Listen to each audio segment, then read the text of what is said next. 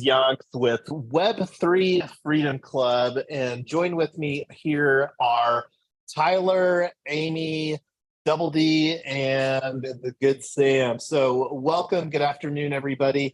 And I will share the YouTube link on our Zoom chat. And as always, we love the engagement on the YouTube. So be sure to give us a thumbs up, and we'll be monitoring the live stream too, so that if anybody is participating on the live stream, feel free to ask us a question there as well. So there's the link to this.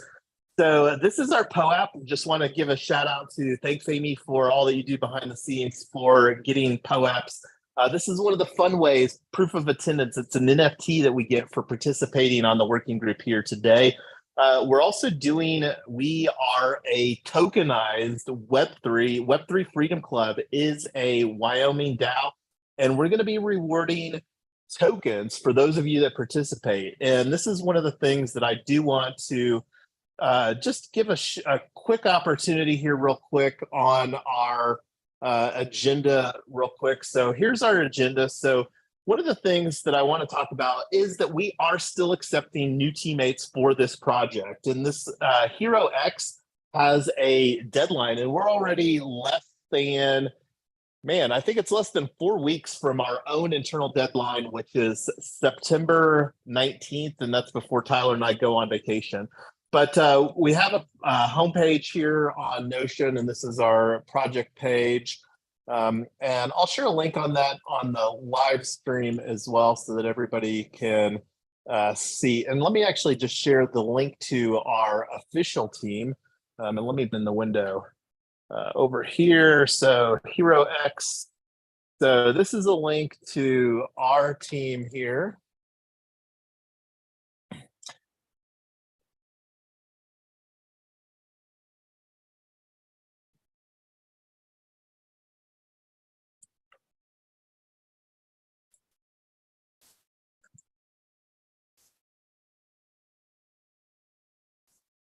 All right, here's that link for everybody. Link to our Hero X. And you had somebody that was wanting to join our team here, Amy. I saw that them pop in the Zoom group, but I don't see him here right now. So if you could help keep an eye on that. And one of the things too is that we are open for evaluating different technology. Zoom is one that we've used historically in the past, and it will likely be more difficult to replace, because one of the things that it does easily is integrate with Restream for facilitating our live stream broadcast. So this is our team here real quick, and wanted to make sure, I don't think, I sent you a invite link there, Double D. Make sure that you join the team here, because we're wanting to do the airdrop for our official team NFT here, ideally today. And this is one of the things that if I'll actually, and if you have any questions about that, reach out to myself or Tyler. But we've also got a link for people that are interested in joining the team here. And I'll share this on the live stream as well and in the Zoom. Here's a link to my calendar where someone can grab a 15 or 30-minute time slot as an onboarding conversation. So there's that there, and on the live stream for everybody as well. Link to my calendar for those interested in joining team. Okay.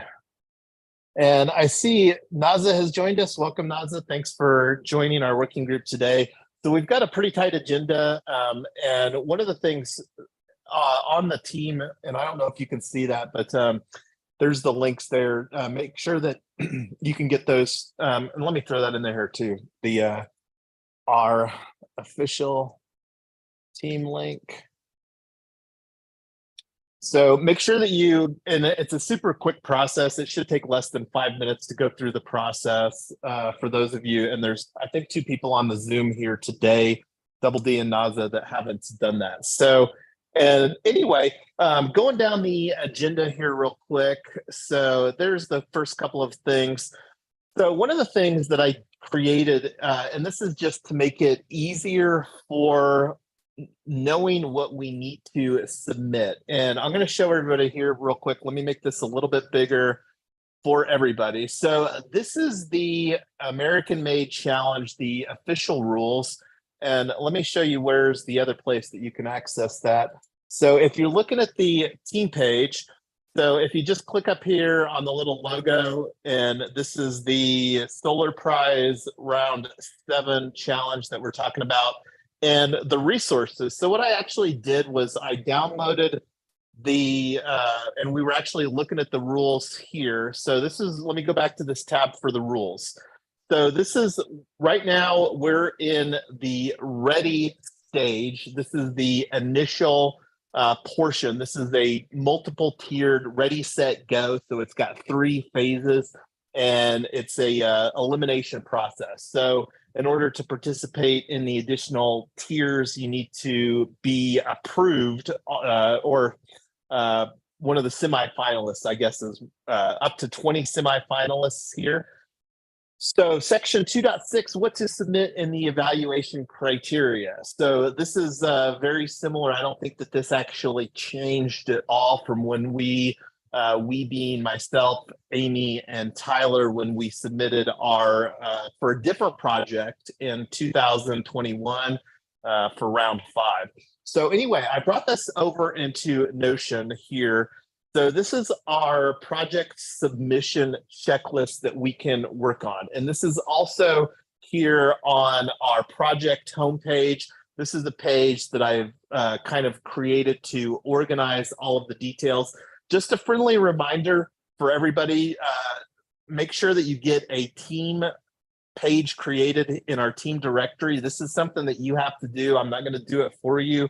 And this is something that we'll be working as far as getting the team narrative in the project submission as well. So the work in progress Hero X. So the submission form, and then let me actually show that here because I brought this into. So this is the submission template. I actually downloaded this over here from the resources page.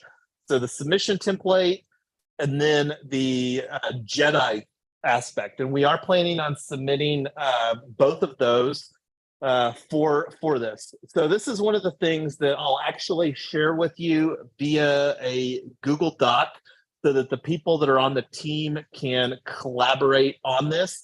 And this is one of the things that we have found to be most effective for doing offline. We'll probably have, as we get closer to the 19th, and that's one of the things that we'll be talking about here momentarily as far as looking at our calendar, because now that we're less than 4 weeks away, we're really wanting to get everything finalized on the calendar so that we can work more effectively. Like this has actually been almost 2 weeks since we had our last working group, and some of that is on myself and Tyler, because this is something that we anyway, not going to go into details as far as why, but do you want to add anything here on this, Amy or Tyler, for the this template? This is going to be quite a bit different than what we did, because I think previously, instead of using a Google Doc, we submitted stuff via a GitHub, and I think that this will be a lot cleaner and easier. And then my expectation is that the people reviewing this probably will have, this will be a lot more familiar, because I would imagine majority of people will probably be just filling in the details as well. But anyway, I'm going to stop talking and let Amy or Tyler chime in some thoughts surrounding the narrative in our submission template here. I've been working on, and I know, Jason, you have too, been working on the white paper for the project, which I think will largely be stuff that we can cut and paste into the narrative. But are we at a point where we're ready to start writing the narrative, or are we, or no?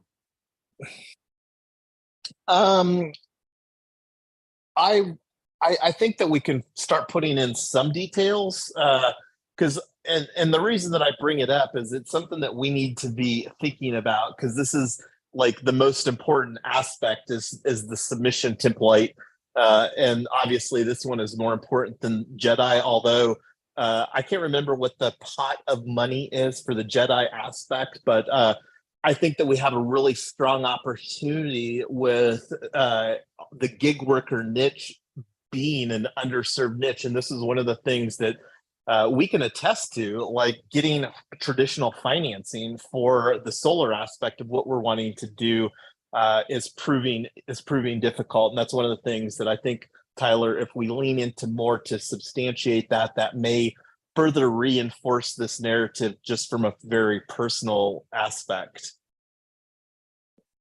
But yeah, like, I mean, us putting in our details surrounding the team, and this is absolutely something that's not going to change, and making this cleanly nice here, and maybe if we could come up with like some template to make it easier. And I don't know if we want to because one of the other cool things, and I don't anyway, I'm rambling again, but the other thing too is the working with partners and connectors, and this is something that I'm having some side conversations about, because like one of the aspects that we're having, and I've actually got this to plan to talk about later, but like getting a letter of support, and that's actually one of the other letters of commitment or support right here that we can be thinking about, because this is something that you don't just ask for normally at the 11th hour and then somebody will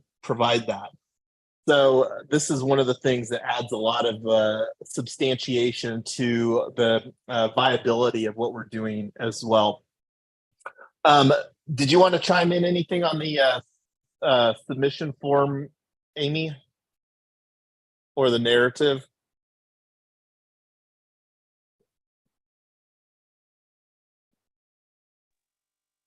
By the way, Amy, I wanted to check in with you. How is the affordable housing research going?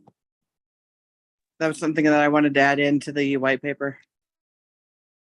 Well, let's curb that until. Can you bring that up later, Tyler? I'm wanting to stay on par with the submission requirements right now. Like as far as the submission template.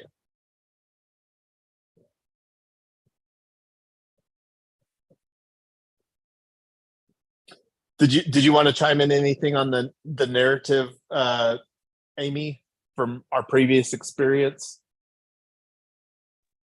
Well, basically, the one that we did before, we can like pattern or just cut and paste what we could use from that part on what we're doing with Quad Co-op. I don't know if you have merged that information together. If not, we can do it on the working group. And then on the question of Tyler, I have not done it together on your area. Can you give me your zip code? Because I text me your zip code, because I don't know if your area is in the what you call this, low income area. Since you are planning on starting one in your area, one or two in your area, I wanted to make sure that we're on the same page on that. I understood what you wanted to happen. You wanted this for the affordable housing, I mean, in the disadvantaged area, or you want it in your North Glen area?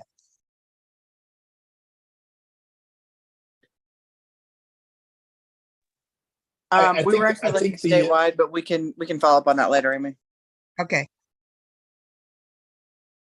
So, and since Tyler talked about the white paper, let me bring that onto the screen here. So this is the white paper that she is talking about, and so like taking a look here, like the four, and this is the submission template. So the 4-question written narrative problem. What is the problem and why is solving it important? So like one of the things that I think Tyler was talking about is that we've broken down 4 problems that we identified that we're solving problems here through our quad co-op solution. Is that what you were thinking there, Tyler? Yeah, for the narrative and the white paper. And making this a little bit bigger. So yeah, so like, and just to summarize here, the problems that we identified, gig economy platform workers are increasingly in a poverty trap cycle. Public utility companies cannot scale to support future desired EV growth. Economics for solar energy deployed at single family homes are questionably worth it for normal housing situations. Homeownership is increasingly out of reach for younger generations. And the 4 problems that we solve through the quad co-op solution. And as we've mentioned, we're specifically niching it towards gig workers. And that's one of the things that we do have, just to be clear, we have identified some other strategic niches for quad co-op, and that's traveling nurses, airline professionals, and the baby boomer generation. And that's something that we can expand in later after we solve, because the big value proposition with gig workers is that those people, that niche out of the 4 that I just mentioned, gig workers, traveling nurses, airline professionals, and baby boomers, the gig workers consume a substantially larger amount of power if they're gig working, like using a vehicle like a Tesla. So anyway, the main thing with this project is to simplify the narrative, and that's basically what quad co-op is like. The way that we're simplifying the narrative is solar EV for gig workers. So like going back to the submission template, so this would be project name, and I'm going to just populate this here real quick. And do you think that I should leave the project name here like this and then change it to a different color? What do you think, Amy, Tyler?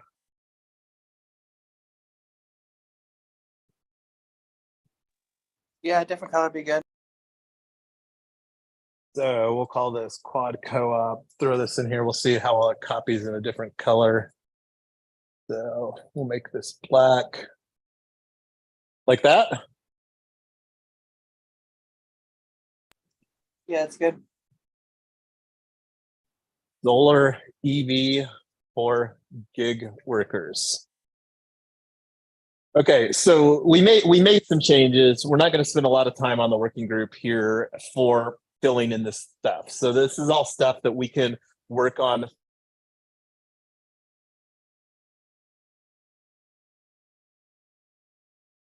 Something that I'm going to also take the lead on, because the more like a template where somebody can copy and paste and then put in the details would be better. So let's work on getting that. And this is one of the things too. And just from a housekeeping standpoint, I wanted to again encourage people over here on Notion, because this is something that's going to be visible. Like right now, when you go to like quad co-op, and this is something that I still need to fix. Linktree. So right now we've got quad co-op, quad.coop, redirecting to our Linktree page. So when I'm talking about visible, like the only link, there's 2 links that are visible here. The green boxes, this is our Hero X team. Well, maybe I'm wrong. So yeah, I think I simplified the narrative here. But at the end of the day, it does go here to our Notion page. And this is very navigable as far as like how that people can click around in this. So anyway, I really encourage people to create their team page or their information page there on our in Notion. So getting back to the agenda, we've talked enough about the submission template. This is something that we'll continue to talk about because it is the core aspect of our project submission. And going back here to that real quick. So the thing that I wanted to show real quick is I actually created a video, and it's only 90 seconds, and I want to take this time to actually play the video for everybody. Hopefully this will come across well on the Zoom. This isn't something that I normally do, but I'm thinking that it should. So anyway, I uploaded this to the Google Drive for Web3 Freedom Club, and I'm just going to open it up in another tab here and see if this goes.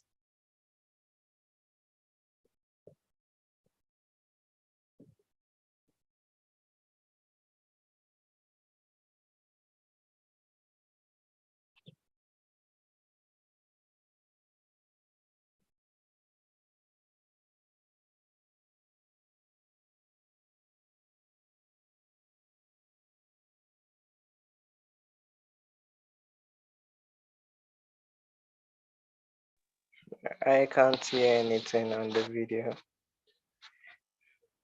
Oh, I thought that was just me. I can't hear anything. Okay, well, apologies. I didn't know if that would work right. Or so this is something that I don't know if you have to do something to replay a video. So anyway, we can take that offline. This is something that everybody please watch, because before I spend any amount of time like polishing this up, and this isn't something that I would really like to get this finished here within the next, before our next working group, if not sooner. So one of the other things on that, let me go back to the agenda here real quick. So let me see if I've got a link. Anyway, I'll link everybody up on that, or make sure that everybody's got that so that we can look. So going through the list, I'm gonna keep on going here. Was there anything else that you wanted to touch on the official submission checklist here, Tyler, as far as things to be thinking about in the next couple of days or the next couple of weeks, besides the letters of commitment or support? We haven't talked about the, and I know that Double D did a little bit of work on the PowerPoint slide. I'm not sure what platform or tool that you were using to create that in, but having the capability of editing that if we needed to in the future would be definitely worthwhile. What else did we need to touch on this checklist here, Tyler, that we didn't already? I think that's good. Let's get into it. Okay, so let me go back to our agenda here for today. So, okay, so we talked a little bit before we came online, because right now we haven't had any conversations about another opportunity. And this is something that we, Amy, Tyler, and myself had a little bit of conversation about. And this is a separate Hero X. Let me actually bring open that here. And here's the link to Community Power Accelerator Round 2. So this is another opportunity that we have to solve this challenge for a team. And this one actually has more prize money available. And I think that there's actually more government funding available for EV charging, especially DC fast charging. My thoughts is that we should create a submission project for this, and whether we submit specifically for quad co-op or just break out a solar EV co-op, which is one of the 4 cooperatives within quad co-op, and create a separate submission for this.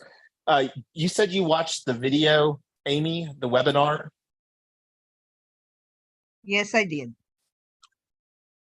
So what are your thoughts as far as the opportunity surrounding this for us? Does it have the same deadline as the other one?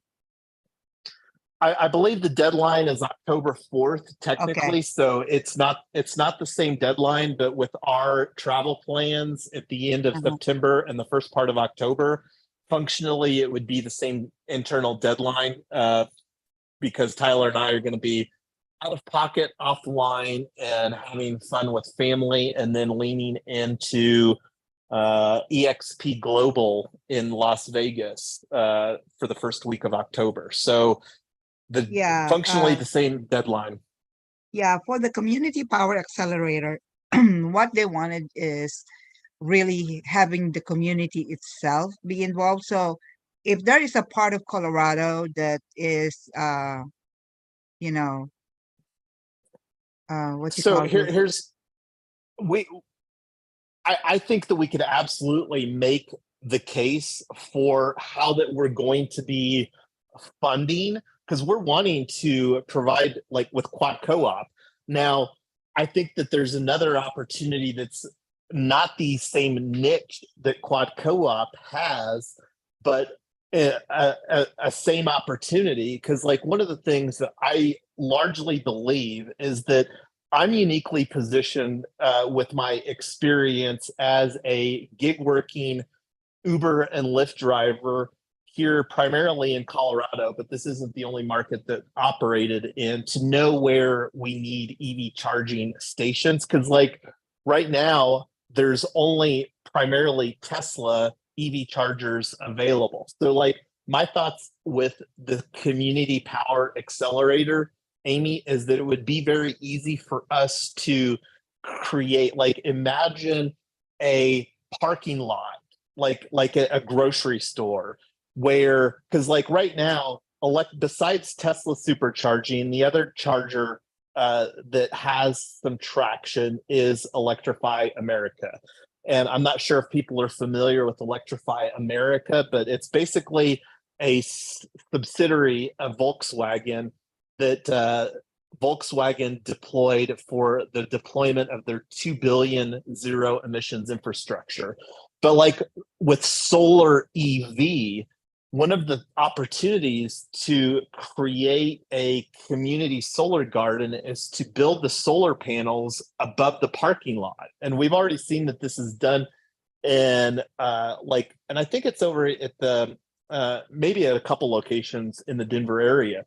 So I think that the opportunities to do a community solar garden, solar EV co-op, where that this would be basically a different solar EV co-op than the one that we're building through Quad Co-op, where it would be a community owned and operated like power garden that would also power, instead of just being the solar aspect, it would offload the solar to like a battery industrial like Tesla battery. And then it would also be able to be a DC fast EV charging station. And there's literally billions of dollars available for that as well. So I think it would be pretty easy for us to create a solar EV co-op to fit in this type of a submission that's a different model than Quad Co-op. I think that we could also, if we wanted to just potentially make the case, it would probably not fit within the same box that people are really looking for community power, although the way that we're looking for it to be community owned through the token aspect, and then also cooperatively owned, the community would just be smaller. But like when you think about Uber and Lyft drivers, they're functionally supporting the community as well.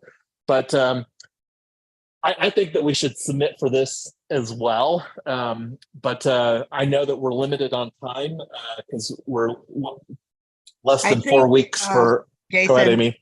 I think if you can just cut and paste, we could do that. Just submit it and like go from there.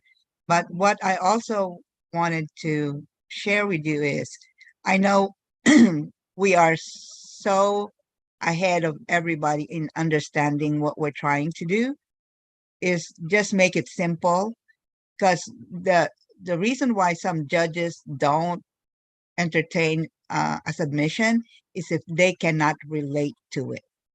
If they cannot understand it, they cannot. So just let us make it as simple as we can. That way, we'll make sure that they understand what we're trying to do. And that's one of the goals, like the feedback on this 90-second video, because that's really like it took some effort to simplify it, but I absolutely agree. And positioning solar quad co-op as solar EV for gig workers is it's about as simple as it can get to. And there's a lot going on under the hood as far as what we're planning on doing with the Web3 and the tokenization and the shared equity appreciation model and stuff like that. But that's something that I don't think we necessarily have to have all finalized, because again, this is just the first. And one of the things for us to keep in mind is that really the expectations are a 3 to 5 year out from a viability, like this being now. I think that, and Tyler and I both think that we're substantially closer for the viability of this model being ready for scalability. That's one of the reasons that we've talked about doing our quad co-op security token offering for Q1 of 2023.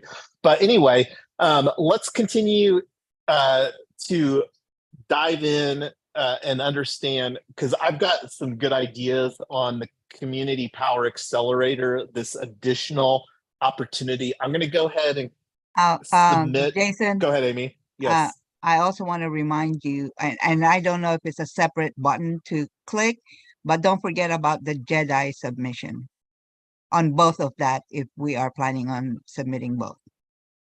I absolutely have that on the checklist as far as the JEDI contest submission here. So it's definitely something that we've got.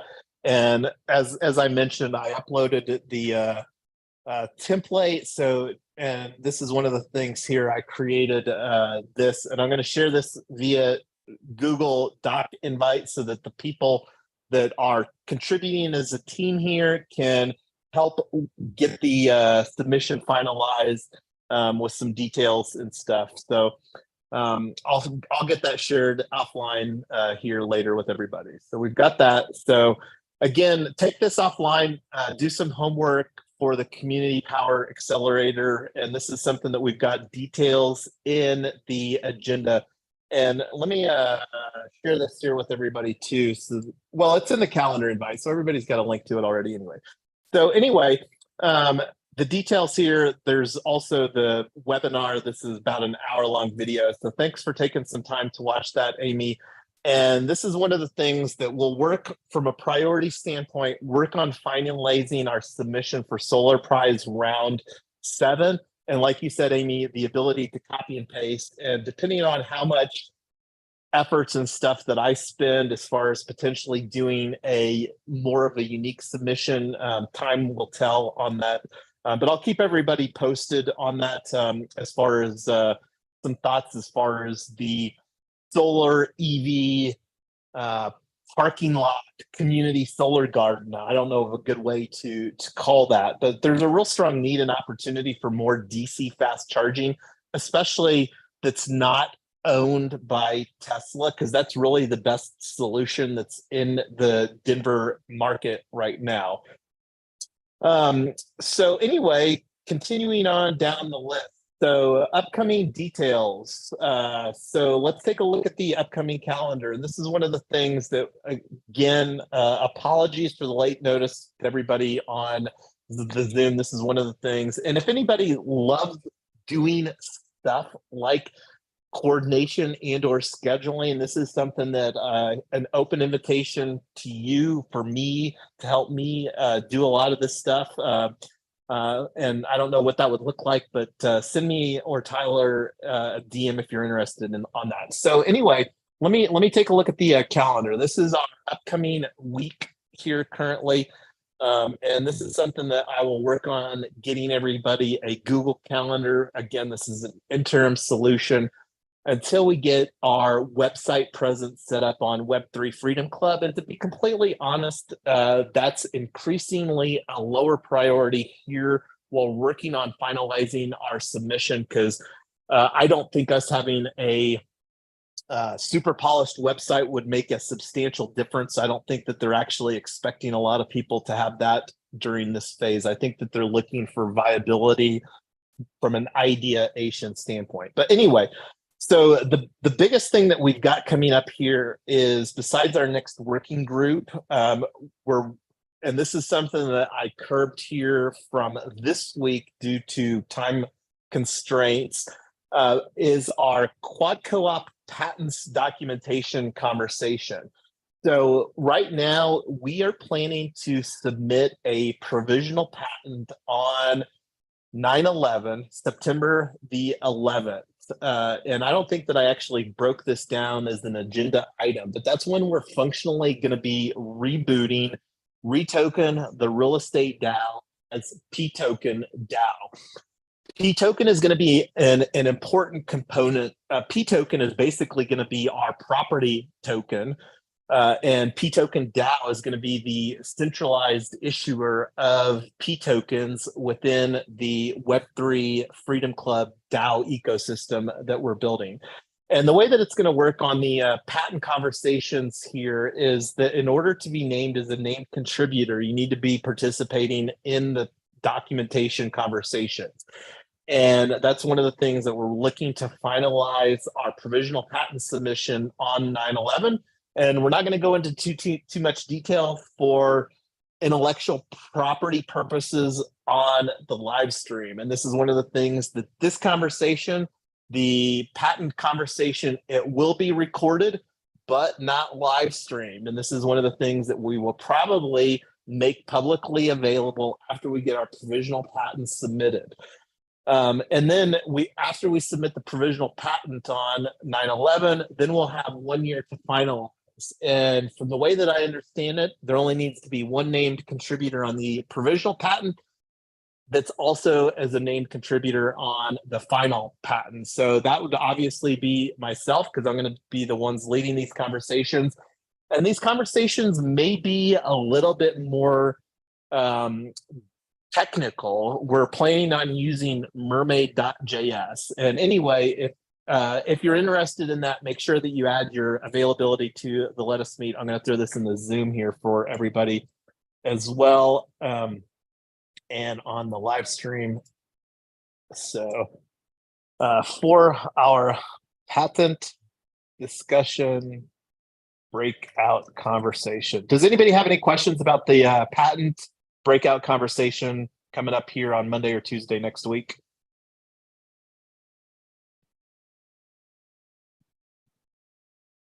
Take the silence as a no and keep on moving along. So I don't have the Let Us Meet created. Do you think that we need, I'm just going to create one anyway. I'm wanting to make this as inclusive as possible as everybody, and with more people potentially joining the team between now and our next one. So let me get this Let Us Meet created here real quick. So Let Us Meet, for those of you that haven't used, is a tool that we love for people, and we do have global teammates contributing here. So we try to be as inclusive as possible. So I'm bringing open the one that we use for scheduling today's working group, which is right now.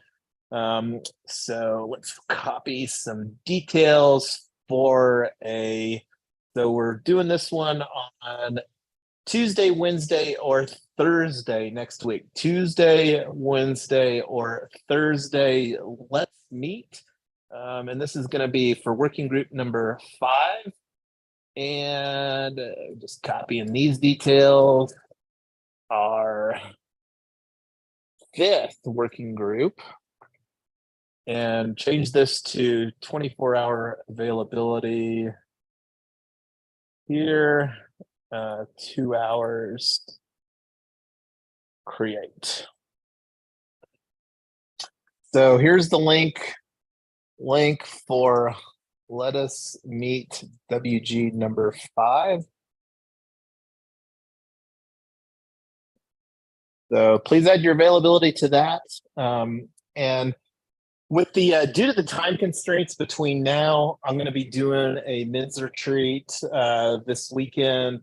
So I'm going to be not spending too much time thinking about Web3 Freedom Club and Quad Co-op between now and next Monday. So that being said, we probably won't have an office hours next week. And depending on if we stay with our working group schedule, and this is something that we may add in just depending on what things look like. But right now, probably won't have an office hours next week. And unless we bump this to like Wednesday, maybe on Thursday or Friday, but I'll make that decision here next week. So add your availability to the Let Us Meet, everybody. So check these boxes here. So here's the link for this Let Us Meet. There we go. So branding, need to finalize on the Quad Co-op logo so that I know Double D had some stuff that you were working on there. Where did you submit that, Double D? I'm going to bring open our D-Work board. Yeah, I sense it's on the work. Awesome. Well, that's what I'm loading up right now.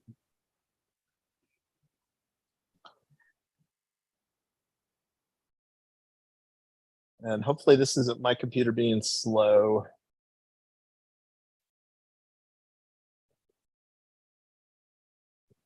And here's a link to. Should I send it to the group chats?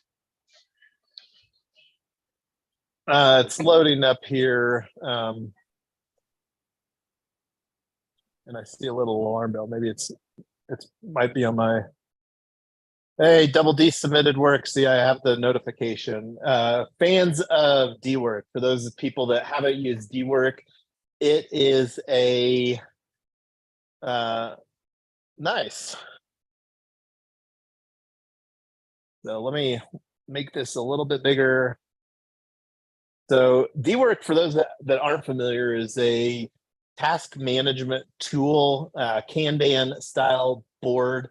And it's a tool that we use for doing tasks. So this was task created an initial Quad Co-op logo, and we're a little bit behind here. We were planning on having this working group before. So here's some ideas that Double D submitted.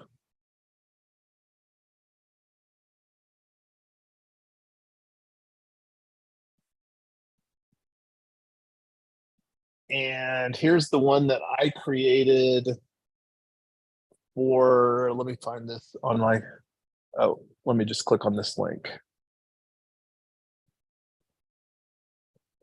So this is the one that I created, very, very basic using emojis. So one of the potential use cases, let me bring open this page. Let me do it in an incognito window here. One.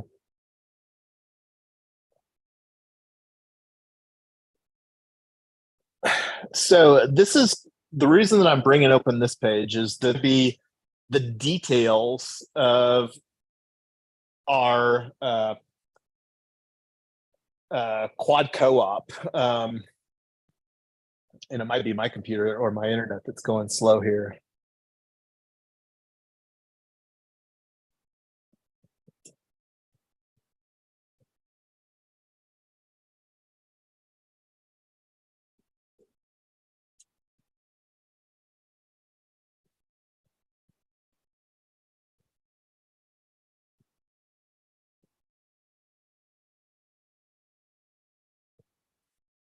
Well, I will just bring open the Notion page.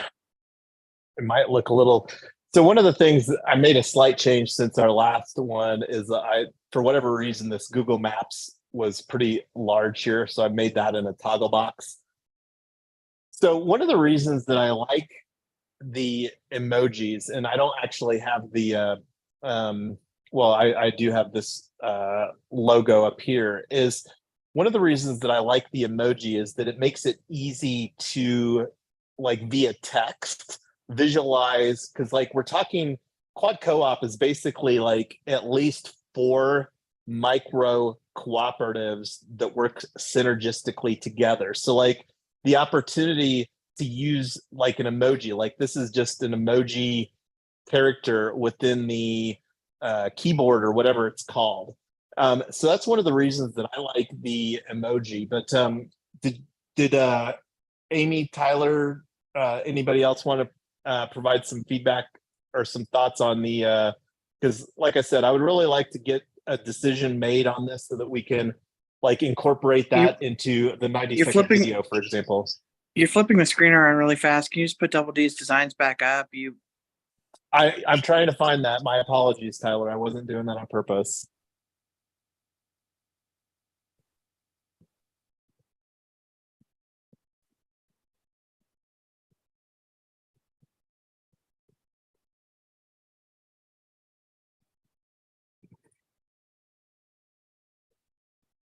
There we go.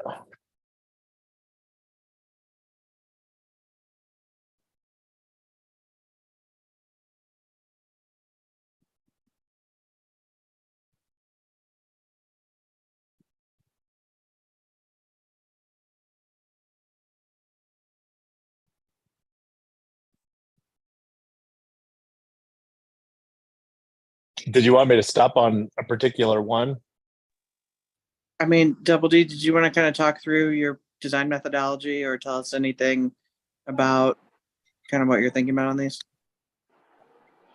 Okay, basically these are two designs. The first one, I used the idea of incorporating the four basic things we're working on, which is housing. Under the house, we have little solar panel with the car charging. So the other design under, can you go down? The other design, I just used the idea of quad co-op, the Q, to just get the logo.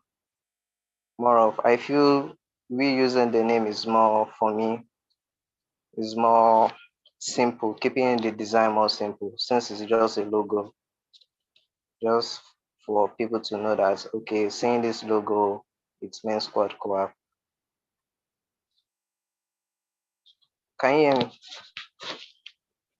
Yeah, no, I can hear. Okay.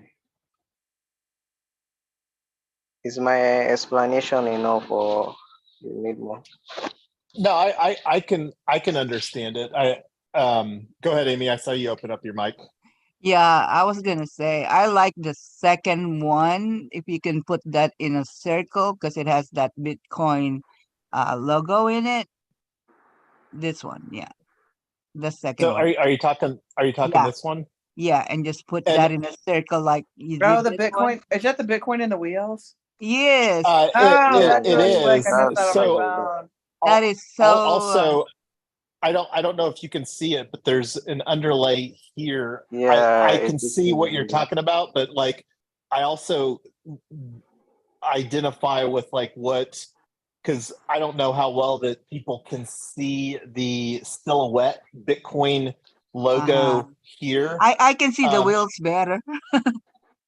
and also this is one of the things too that I think, just to simplify things, because like whether we use a hashtag or the domain itself, and like whether it's a hashtag quad co-op without the space here, or if we're going to put quad dot co-op, my only concern with the and at the end of the day, I think that there's so little stuff.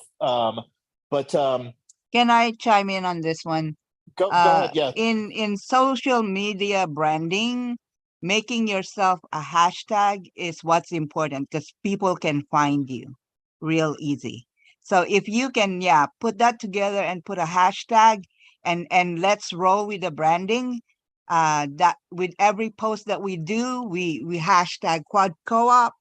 Uh, that would help in the push in the social media aspect. And then on this other So design that he had, the Q symbol, I don't know which one you all like, but that could be used as our token design. well, that's the thing. We're not going to have a token for quad co-op. Oh, it's not quad co-op. No. So that's one of the things. Like Quad Co-op is basically like a virtual container for, and that's kind of what trying to show here on this Notion page is that it's a, and there might even be an opportunity to use a combination of what I created with this, because like I really like the coloring and the opportunity to use this stuff. But like just to keep it where we can have here where people can visualize. So I don't know if there would be like a potential way to have both, and I don't know if that would make sense or not.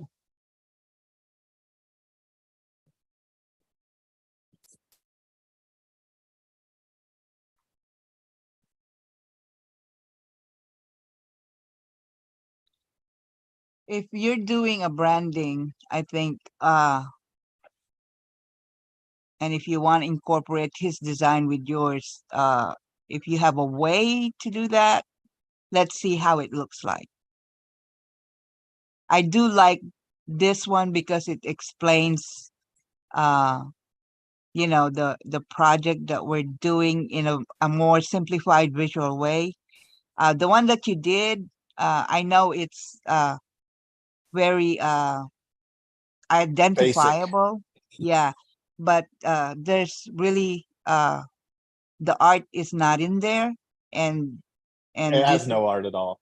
yeah. So So I would prefer, you know, if you want to combine it in a way, but let's see what it looks like. But other than that, I like the one with the B wheels, with the Bitcoin wheels. I do too. I think that there I like this as far as how it would appear. Can you put the B wheels on this? And then the other thing too, Double D, is can you make this silhouette be a Tesla Model Y? Okay.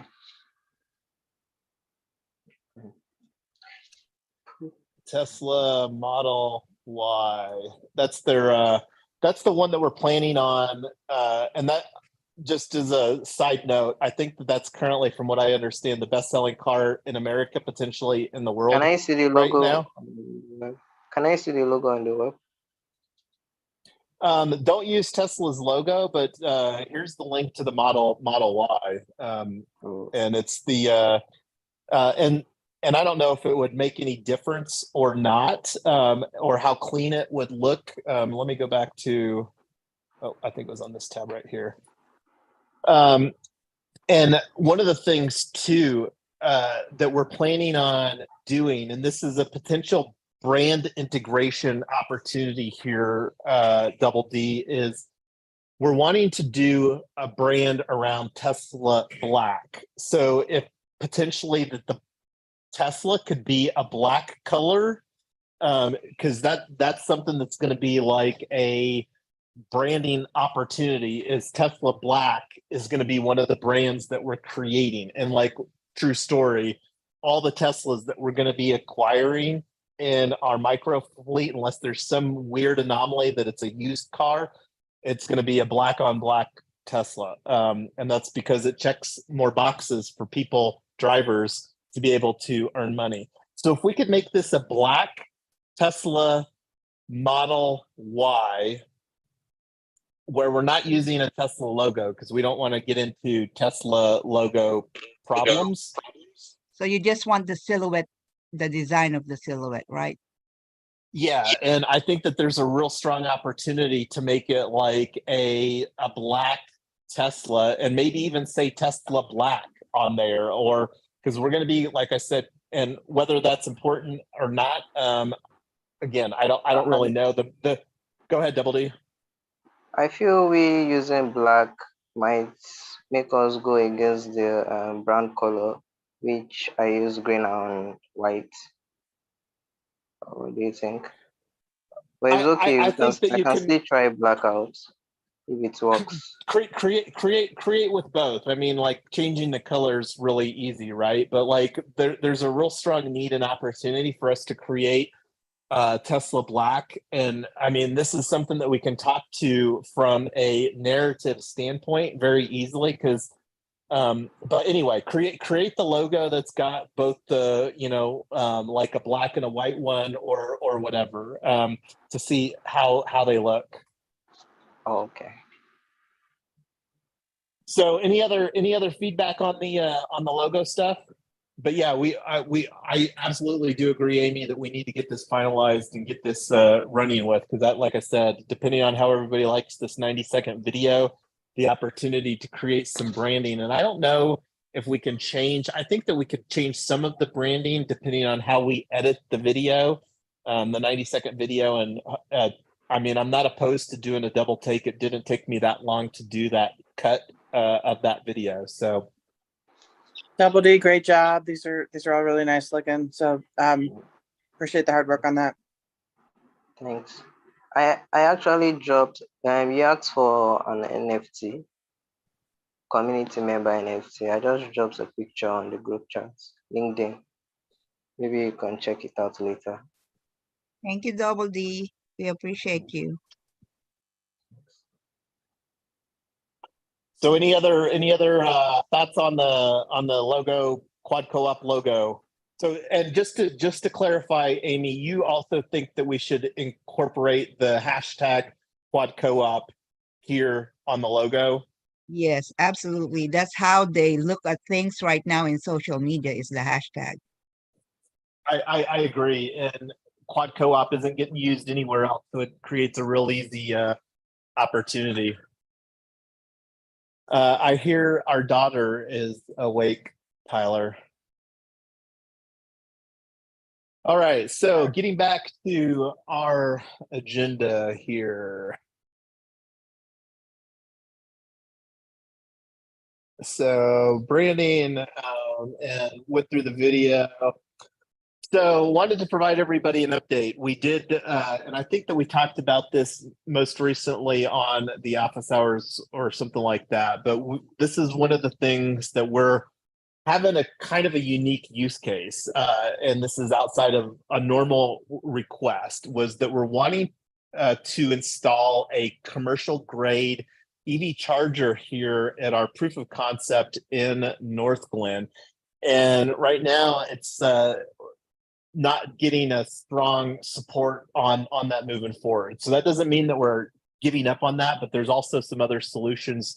So there's a couple opportunities with that, one of which is other municipalities. This is something that we've already talked a little bit about, but there's at least a dozen different municipalities of various sizes here within the Denver area. And I'm going to take this as an action item between myself and Tyler to create a short list. And if anybody wants to be involved in the reaching out of that, if you would like to do that, let us know. Otherwise, that's something that Tyler and I will probably take on as well. So one of the things that I did want to talk about is, and this is one of the things that we can and should be thinking about, is solutions. So right now, one of the reasons that we were wanting to install a commercial grade charger is so that we could separate the billing for the energy used for the car. So again, like the cooperative Quad Co-op is having one driver, one Tesla minimum. Like we would really like to have two drivers, one income producing Tesla. So, and then in order for it to be a fair economics, because energy is not free in 2023, and nor will it likely be for the foreseeable future. So the opportunity to fairly charge, and that was what we were looking to do with the charge point charger. So what I was wanting to do was one of the tools, and you think about a smart car, Tesla is a very smart car, and us being Tesla owners for a while, we've actually used this solution on other Teslas, but we have let me find that window where it's at here real quick. We have our data on TeslaFi here. So, and let me open up an incognito window so that you can all see. So TeslaFi is basically is a data aggregator site for Tesla owners. And this is a service that we pay Teslafy like $5 a month for, just to provide a little backstory. So what it does is the Tesla API, which is basically like dev speak for how to get data from the Tesla. So this is what the dashboard looks like. And one of the things that this provides is lots of different information about our car. And this is actually the name of our car. There's the VIN for our car. This is something that I'll probably put a different, what do you call it, name in there, like quad co-op or something. But anyway, what I was wanting to show here was the charging stats. So this is something that we can very easily create a report on. This is the address, and for whatever reason, I don't know if the GPS was slightly off here, but these two line items, so we could easily add these two together and we could create a statement at whatever rate that we wanted to charge the Tesla car cooperative from the solar EV cooperative. So that's kind of some thoughts, and this is one of the opportunities that we can think about, because one of the big conversations is generative AI, and the more opportunities that we can collect data ourselves instead of a third party like Teslafy collecting this data, because this is something that we could potentially create and then automate at some point in the future ourselves. Because the more that we can automate the various things, the easier that it will be to scale to hundreds or thousands of cars in a decentralized micro fleet.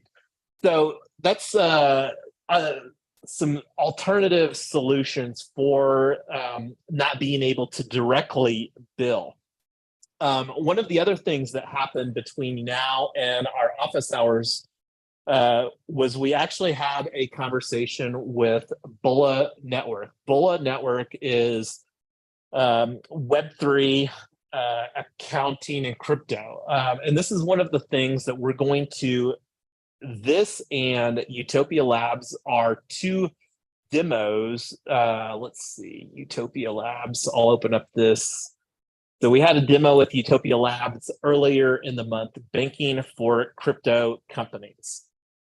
And when you think about each one of these micro cooperatives in quad co-op that we're talking about over here, let me go back to our proof of concept here for quad co-op. Each one of these cooperatives, you've got the car co-op, and right now we only have one car pictured. We're wanting to have, when we get this car, the car that you see pictured up here, we own 4, we'll probably add to this model as well. So that would bring 1, 2, 3, 4, 5, 6 micro cooperatives that we would be supporting within this model. So one of the reasons that we're wanting to figure out the crypto blockchain-based accounting is so that we can most effectively scale. Because one of the ways that we're going to be managing our assets is with safe.global, formerly known as Gnosis Safe. And this is one of the things that we created let me actually go ahead and go to the Utopia Labs app. Did you, Amy, or Tyler want to chime in about the demo from Bulla Network or Utopia Labs at all?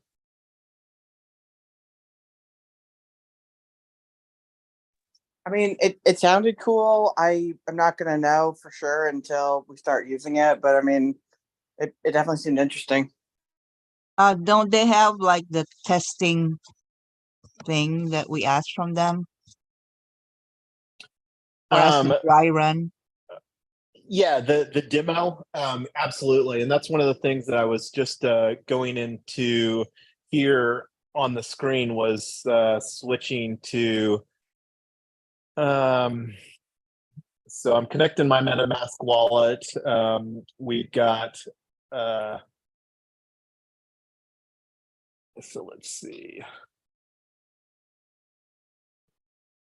So this is the one that we created on our, or in anticipation for our demo, was this one here. And let's see. So I don't think I've even set up, let me actually go to this other one, because I think I set this up on this profile.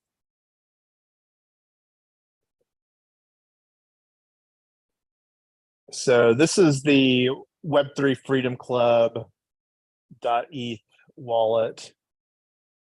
I can't remember if I set it up on this one or not.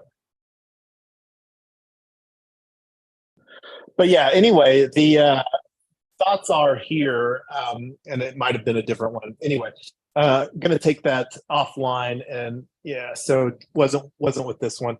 So the thoughts are, and let me get back to the agenda, is to use a easy Web3 right here. So I'm going to check these boxes off. So easy Web3 is a brand for centralizing. We talked about doing Web3 business services unit, and I really like easy Web3 from a branding standpoint a lot better. And this is one of the things that really, from an idea standpoint, came up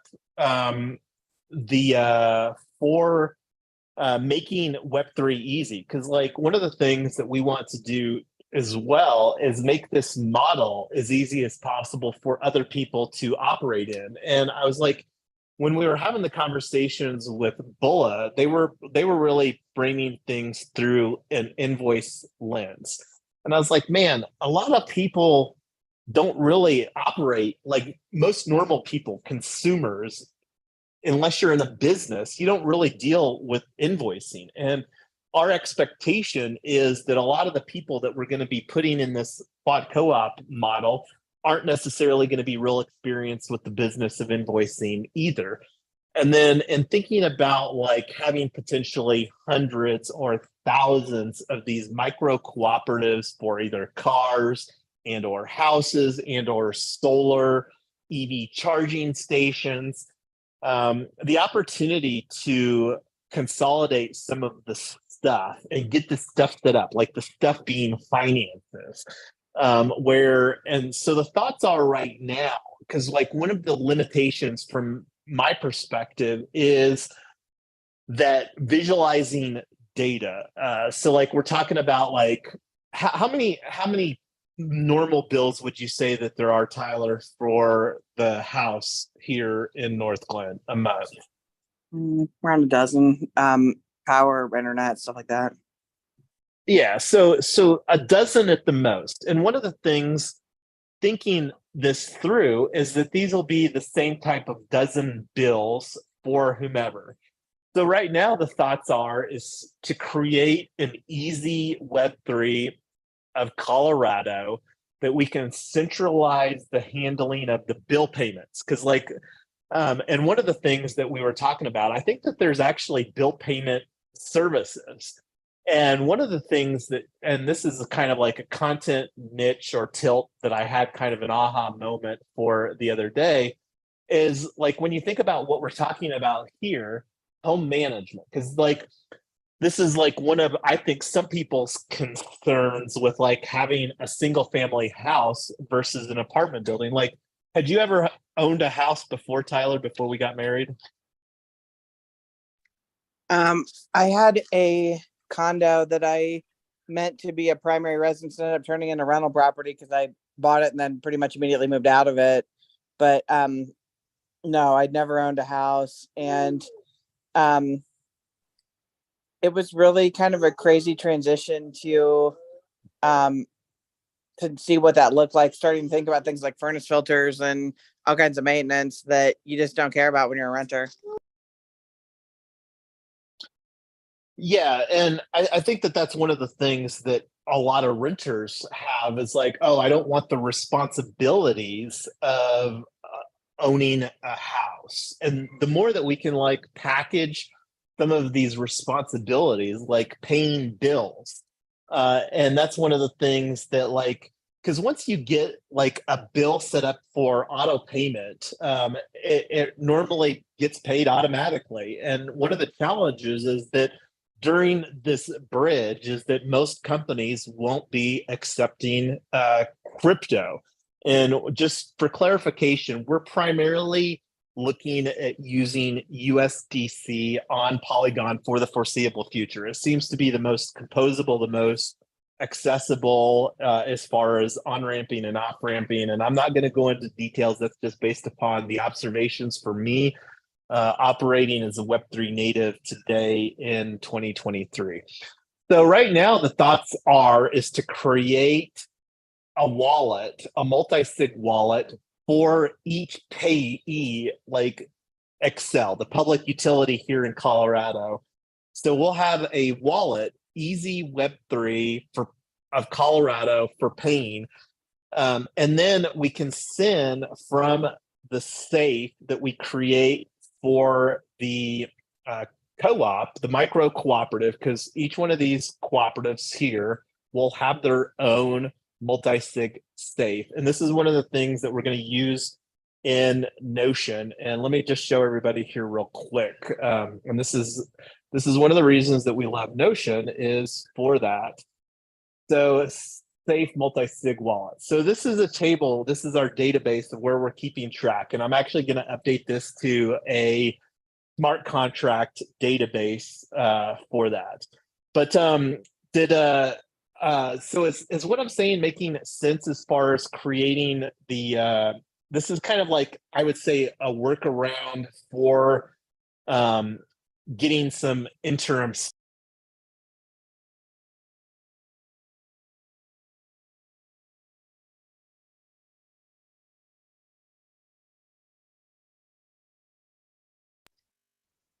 Hopefully we can get all this. Sorry. Hopefully we can get all this actually started and going before our submission, so we can show that it is working. It's not just theoretical.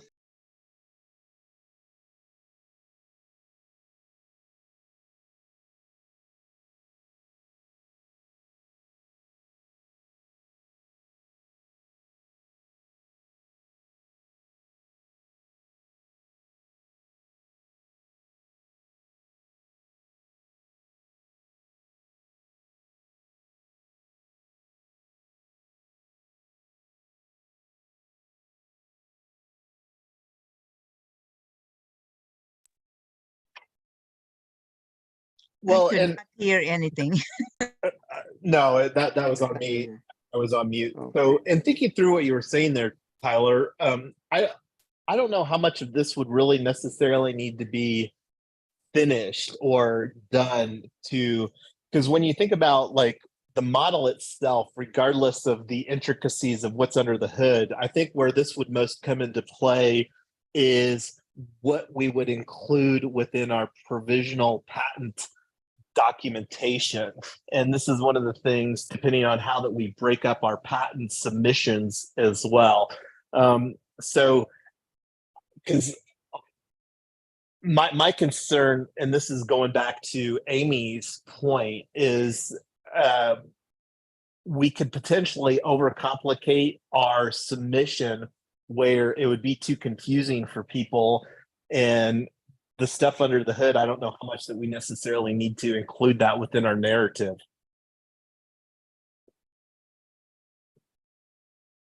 Well, I definitely agree on it being too complicated and needing to be simplified. So that's a great point. And the other thing is, if we just really pound home solar, even though that is not our sole focus, it's such a big part of it. We just make sure that's really highlighted in the application.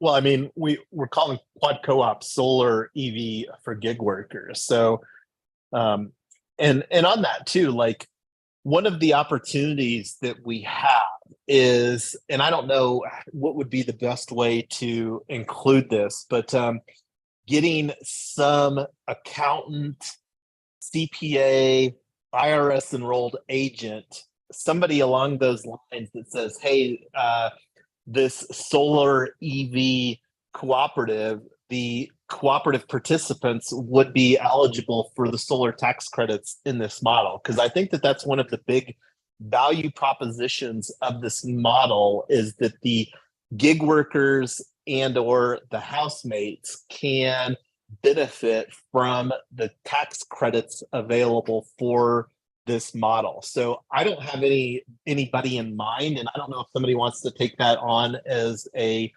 research effort. This is definitely something that we could create, but this would be like a strong opportunity for a letter of support that this is a viable, the solar EV would be a viable tax credit for the participants, the cooperative members.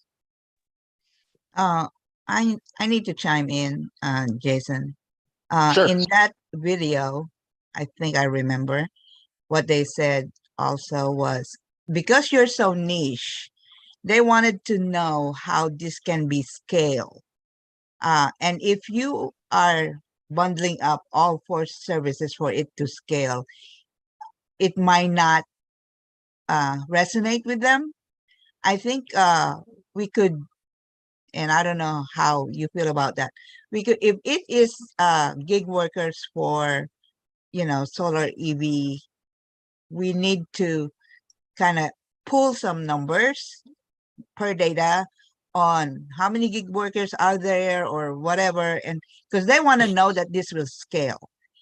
There will be investors that are going to be, they have a link wherein you can sign in and see who are participating as investors, who are participating as mentors and all that. And they said that, those investors are going to review the paperwork, and we need to address this as a business, not just a passion, because those people that's going to review this paper want to know if they're going to get their money back. Well, when you say get their money back, this is prize money, so this isn't like any. Yeah, like I said, if you're just thinking about the prize money, you might not fall into the category, because they want growth in this scenario. They want to know how you can be scaled, and with that, there will be investors looking at it. Is what I'm saying. It's not just the prize money. No, I absolutely understand that they're looking for something that's commercially viable, and that this is one of the things that I alluded to earlier, is that most of the people that are looking at this, they're looking for something to be commercially viable within a 3 to 5 year time frame. And I absolutely do agree that we need, and this is something that Tyler and I have been working on as far as the numbers, the underlying numbers. We know that the numbers add up from a viability standpoint. And this is one of the things to, one of the tools that we're specifically looking at is grid.is. And this is another opportunity for people that love learning new tools, whoever that may be on the call right now. This is an opportunity. We're wanting to use this tool for visualizing the data, because the thing that's fabulous about this is that the data visualization it's something that you can play.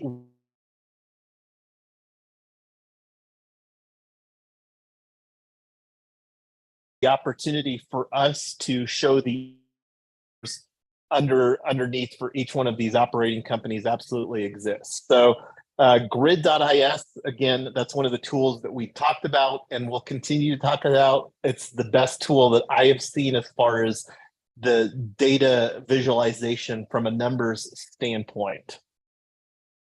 So that's something that we're wanting to, again, include as well, Amy. So thanks for bringing that up. So going back to the easy Web3, this is something that this is the first time that we've had any vocal conversation about this, Amy. How are you liking easy Web3?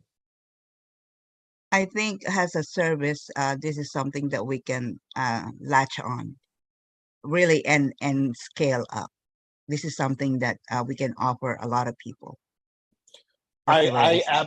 I absolutely agree. And this is one of the things too that there's a domain here at Unstoppable Domains that I was actually wanting to register here on the live stream. So Unstoppable Domains, one of the reasons that we like it compared to ENS is that it's mostly built on Polygon ENS as in .eth. And this is one of the things, like I was talking a little bit about doing some of these safes. And there's a lot of opportunity for us to use subdomains here like yonks.ez web3.wallet that we could have as a benefit, or we could incorporate this into other stuff as well. But yeah, so home management as a service, this is something that I was wanting to take a look at too. I think that there's a real strong opportunity, and let me see if this will work correctly here. Let me just go to google.com. So this is one of the advanced tips. I'm actually in an incognito window and I'm doing this on purpose. So one of the ways that I like to do a search is by putting stuff as a quote. So one of the things that does is it only shows you the results. So this means that Google has only indexed 10,600 pages. So let me show you for perspective. Let me do another one. Let me just do home management. Home management. So a lot more, 5 million. Home management. So let's do another search here just for some comparison purposes.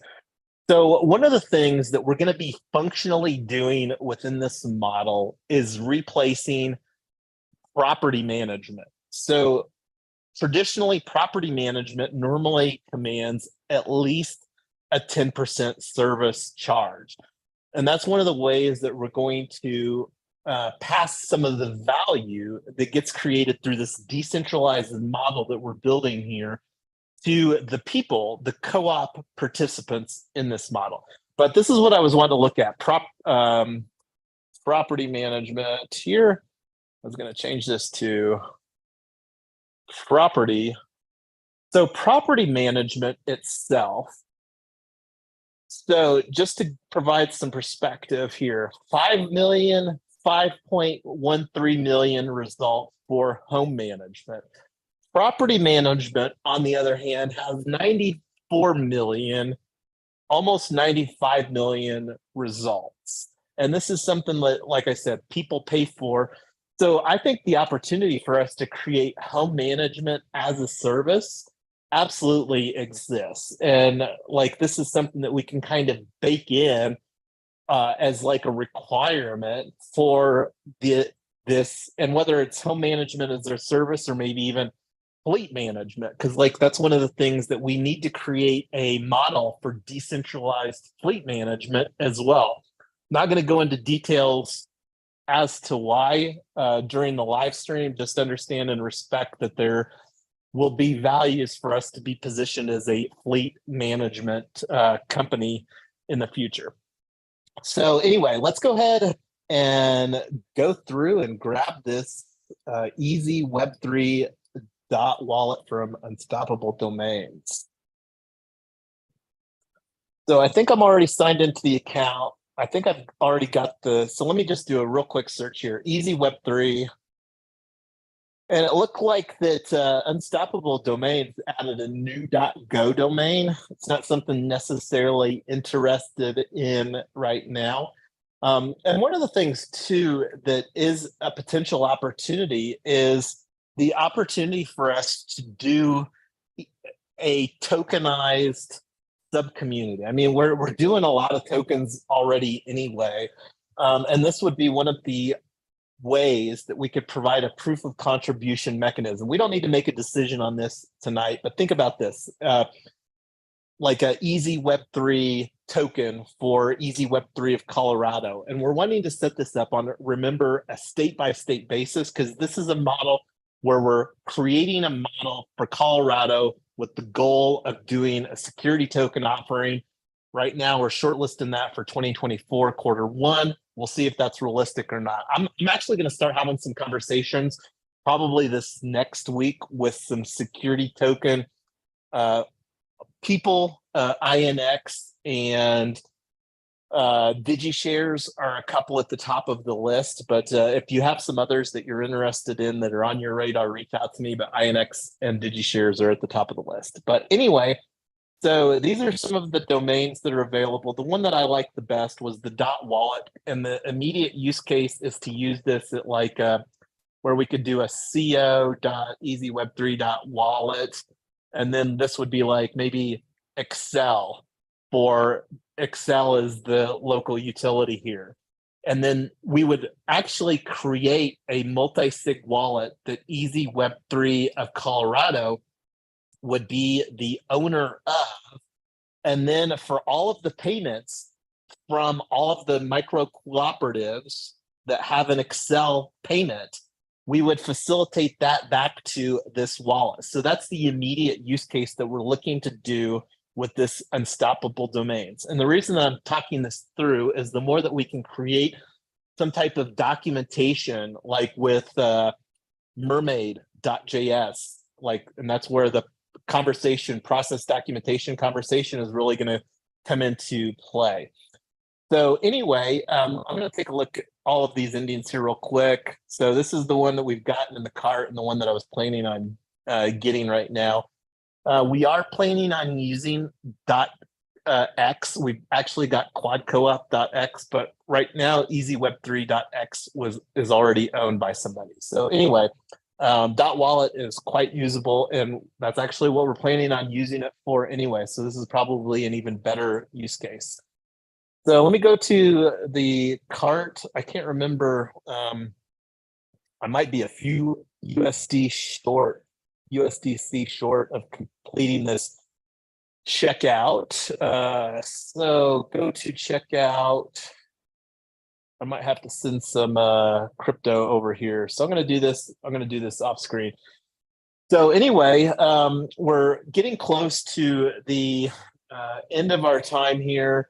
I'm going to complete the checkout here. I'm really excited about Easy Web3. I really like this compared to Web3 Business Services Unit. We've got some other domains surrounding Easy Web3 in a shopping cart for pork bun. But anyway, I wanted to open this up here for just some initial thoughts. We've talked about a lot of stuff, as we always do during our working groups, but wanted to kind of open this up here for some other thoughts, because this is kind of the time that we allow for decisions, next actions, and all of that other stuff. So anyway, I'm going to stop talking.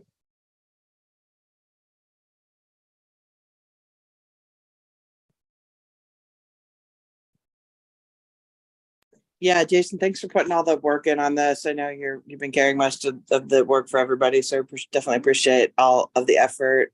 And I know we didn't really get into the white paper too much, but everything that we've added, we need to have a group here at some point to just go over the narrative and get that dialed in and figure out what we're going to do. And then Double D, maybe you can design some things around it to make it look really nice. And that's one of the things that I'll commit to, Tyler, between now and our next working group, is trying to get some placeholders on the calendar for between now and our submission deadline. Internally, it's the 19th of September, and that's in anticipation for our family vacation, because we're going to be driving from Colorado to Missouri, Southwest Missouri, for a Yonker family vacation coming up here the last week of September. Can I come join the vacation? Nope, this is exclusive only to the Yonker family. So this will be functionally the first time that my adult kids will bring at least my daughter, who's been married for several years now. It'll be the first time that we're having a family vacation there with her husband. So looking forward to that. Wow. Nice. And great work on the logos, Double D. Looking forward to having a more polished branding experience here, and that's one of the things that we will lean into more here. And just to be clear with everybody, like Tyler and I have been building, as Amy can attest to. Amy's been with us here for literally years now. Double D's been working with us for at Retoken, and regardless of what happens with the Hero X project, this is something that we're going to continue to work on. This is something that we've been working on for years. And the model that we've got now is a very evolved and refined model. There's a lot of stuff that we're not even going into, some secret sauce aspects of this that we're really excited about. And that's one of the things that we're pulling back a little bit so that we can focus on getting a really clean submission surrounding quad co-op for our American Made Challenge. And I'm really excited too about this one, the Community Power Accelerator, because this has even more prize money available. And there's also more money on the, let's see, it's ChargePoint, Nevi, Discover. So this is another opportunity here. The Nevi, National Electric Vehicle Infrastructure, has literally billions available. And my concern is that if it's not somebody like us seeking the funding, it's going to go to somebody else, because this is something that, like, when the money is allocated from a government like this, it gets spent. So somebody's going to be getting this money. And I think that we can create more synergistic electric charging infrastructure that are cooperatively owned, that are potentially tokenized. Because like most of these installations probably won't even have a solar component. So the opportunity for us to get some additional capital that's also available from the solar and bridge that with the electric vehicle charging. That's one of the things that's so powerful about this solar EV. And then by niching into the gig workers, that's where we can provide better benefit for a known user base. And just to clarify, Amy, this isn't an opportunity that's only niche specific for gig workers. You think about like anybody, like pizza delivery drivers or anybody that's driving. It's a very large pool. Like there's a Green Cab, let me see, Green Cab Co-op is a taxi cooperative So, here in, go ahead, Tyler. Amy, just to put some numbers on, just in the Denver area, there's 5,000 rideshare drivers, and that doesn't include DoorDash and anybody else. The other thing is, it's definitely our preference to have the roommates and the drivers be the same people, but the model works even if they're not. So if for whatever reason it doesn't work out, we can still make it work with drivers in a co-op at the house and roommates and co-op housemates in a separate co-op at the house. So we definitely have a backup plan if there should be a way large enough market opportunity for the original plan to work. But even if it doesn't for some reason, we can still split it in half and it still works. So it doesn't really matter. Yeah, what I really wanted is the numbers to back our presentation. And if you Yeah. have that, that's great. And what I also wanted to ask, because I don't have an electric vehicle, how do you charge? Do you put your credit card in? Do you how do you pay for this? So Yeah, I'll grab this one. So it depends on where you're charging. So like here, we were specifically wanting to use, and let me open up this ChargePoint. So ChargePoint is the largest independent network for independent owner operators. Like so anybody can deploy a charge point at their point of business or whatever. And this is where we were wanting. So with ChargePoint, you have an account, and then ChargePoint, like when you would physically drive up to a ChargePoint charger, like I have, using my iPhone, my Apple Wallet, I've got the ChargePoint card. And then on the back end, they have my credit card. So like whenever my ChargePoint account needs to be topped off, then they bill my credit card $20 and then they put that $20 on my ChargePoint account. So now we normally, as a Tesla owner, charge at a Tesla supercharger when we're not charging at home. So like when we charge at home, there's not a meter. We literally just have it open. So like if a stranger rolled in and they plugged their Tesla in our driveway, they could get charge off of our charger. That's one of the reasons that we were wanting a charge point, so that we could charge the drivers at the point of sale using ChargePoint. Now, if we're unable to do that, that's where I was talking about the alternate options. So the way that you pay for the charging depends on what charger that you're at. Does that answer your question? Basically, when you say that you wanted to set up ChargePoint, is this like a white label thing? Like you can set up 2 or 3 in one area and this is our ChargePoint, and people Yeah, that so- pay Yeah, Amy, pay if you, hold on. Amy, if you've ever been to a, Let me finish live- my question.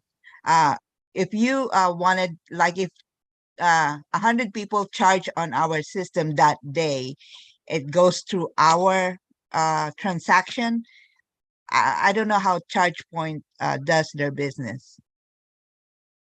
Yeah, so ChargePoint, one of the they have 2 ways that they do their business. They make money by selling equipment, and then the second way is that they have a network fee, so that they provide like the software. So they provide all of the capabilities, like we don't have to get a merchant account, right?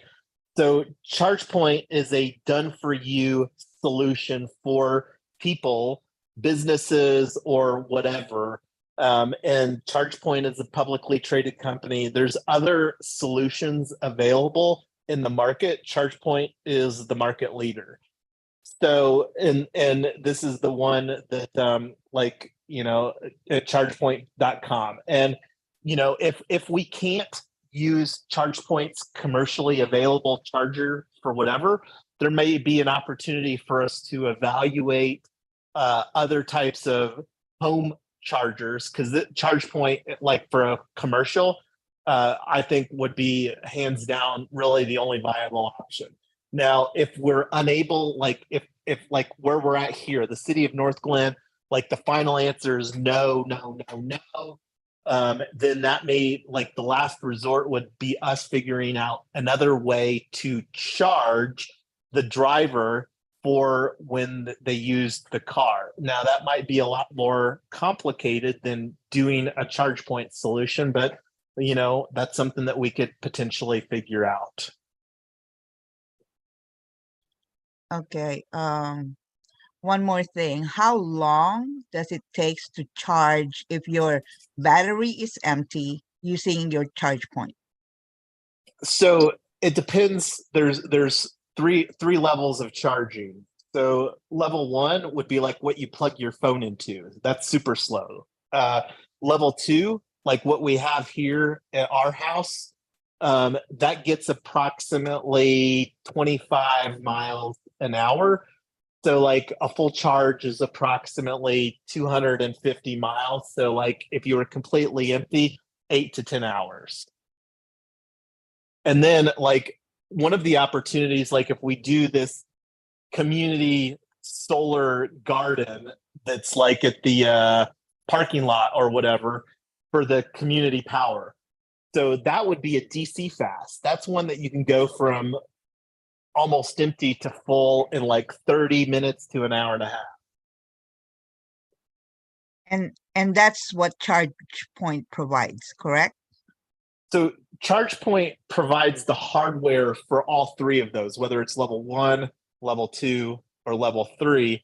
They have hardware for the entire gamut of for pretty much any way that you need to charge an electric vehicle. They have all of those options, including for fleet operators. Okay, I'm gonna check their website. Yeah, and just going back to the visualization of data, this is check their website too, grid.is.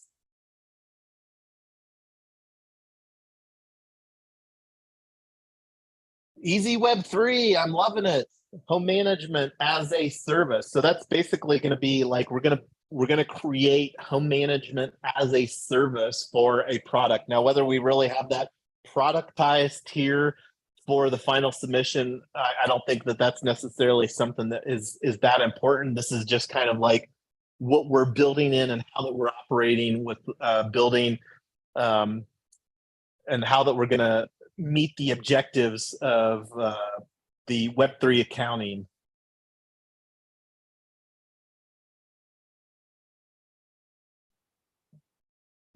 And I think that there's more opportunities around easy Web3 besides this. So this could be like a brand or a product suite of easy Web3 brands.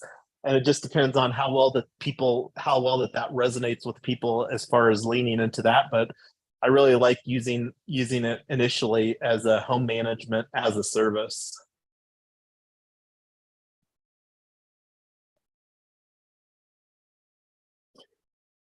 All right, well, anything else before we call it a wrap here for today?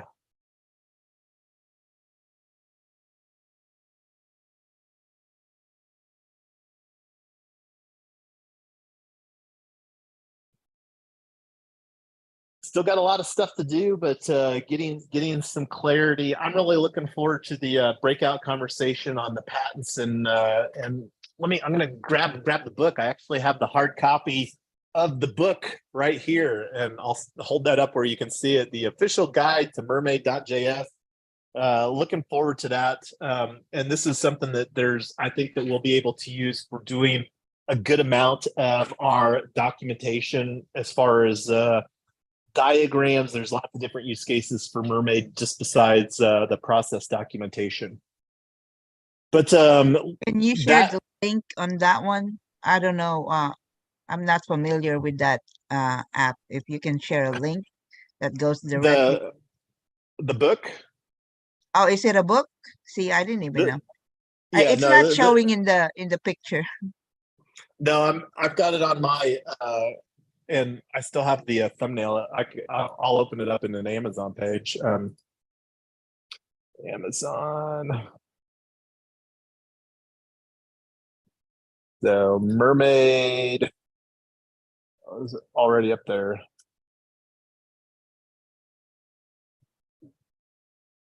So the official guide to Mermaid: create complex diagrams and beautiful flowcharts easily using text and code.